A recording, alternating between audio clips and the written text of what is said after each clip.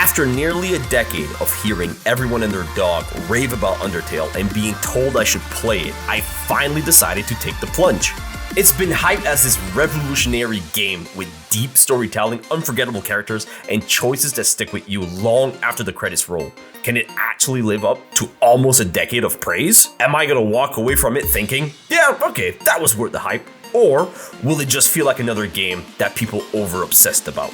At first, I thought Undertale was just going to be a simple old-school RPG. The runes felt kinda basic, the combat system was fine, but I was just scratching the surface. You can't judge too early, right? The game's charm really kicks in once you hit Toria's home. And after accidentally killing Toria because I had no idea what I was doing... Yeah, you're so evil. I'm sorry, I didn't mean to. That was the moment I knew this game was going to make me feel things. Then I met Sans and Papyrus, and that's when I realized just how goofy and hilarious Undertale is. As someone who's naturally pretty goofy, this hit home for me. Yeah, I love being goofy too. Yup, you definitely take after me. A little scary, huh? Fusion! Ha! Every character in this game has such a unique quirk. In most voiceless RPGs, NPCs tend to blur together, but not here.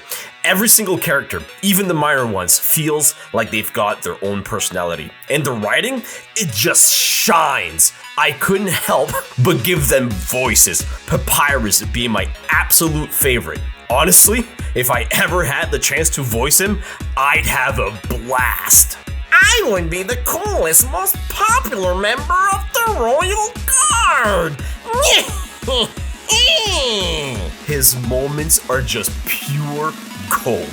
Like when he uses the washroom by jumping out the window. That was one of my favorite parts too, and burning down Undyne's house. Mwahaha!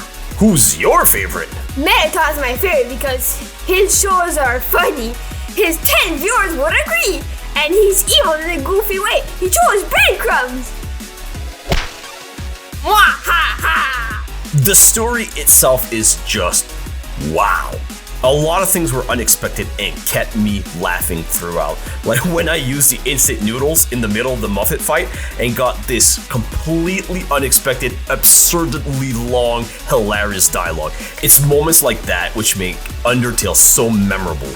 It was so random that I didn't understand life, so I laid down. I'm gonna go now. This game has made me feel happiness, accomplishment, empathy. It's even scary!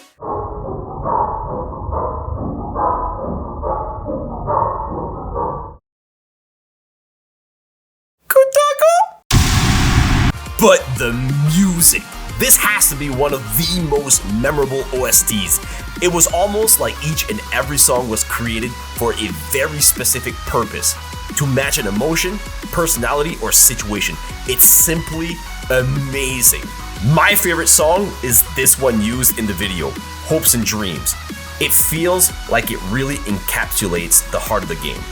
Hopes, Dreams, doing what's right, empathy, and perseverance. Mine started it! I figured you were already listening to it before we even started the game. The key moment that really made me emotionally connect with Undertale was when I reached Asgore's home.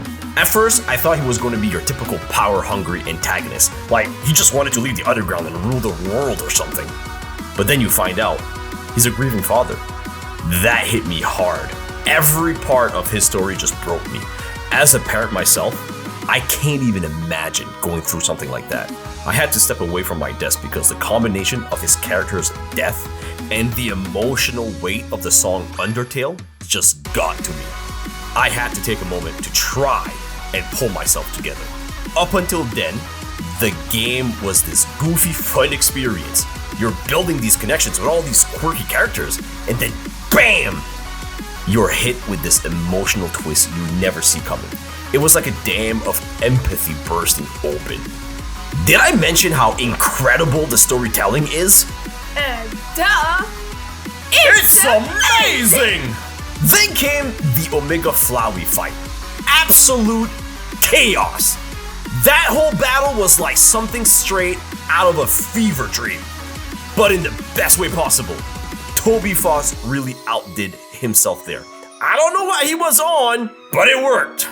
And after that, I streamed the Pacifist run, sharing the whole experience with all of you.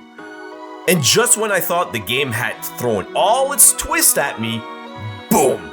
The reveal of Azrael, the epic fight, the music, and that ending. I cried all over again. Live. Yeah, that's online forever now. You just have a big heart, Dad. That's what makes games like this special. The experiences and memories you share. I connected with this game on so many levels. I found myself dancing and goofing off during Mettaton X's fight, which turned into a montage of me being ridiculous. That's what Undertale does. It brings out your creativity and lets you be yourself. And the whole game is like one big subliminal message. How many times do you read, it fills you with determination. After a while it becomes, as fills the air, you're filled with determination. And then finally, we have determination! That stuck with me now. How many times do we now say between us to stay determined? Like a lot. I can't say enough how much this game has impacted me. Few games can take you on that kind of emotional journey. So let's wrap it up! After completing the neutral ending, I gave this game a solid 10 out of 10. But after going through the Pacifist realm, Infinity! Exactly, it's one of the greatest games I've ever played, and I'm so glad I got to share it with all of you. We made it to the end of the video. Good job, kiddo. I love you! Love you too. Thanks for watching. I'd love to hear your first experience with Undertale. Leave a comment! You can catch my blind Let's Play here. And the Pacifist run here! If you enjoyed the video, don't forget to like and subscribe! See you next time. Swada!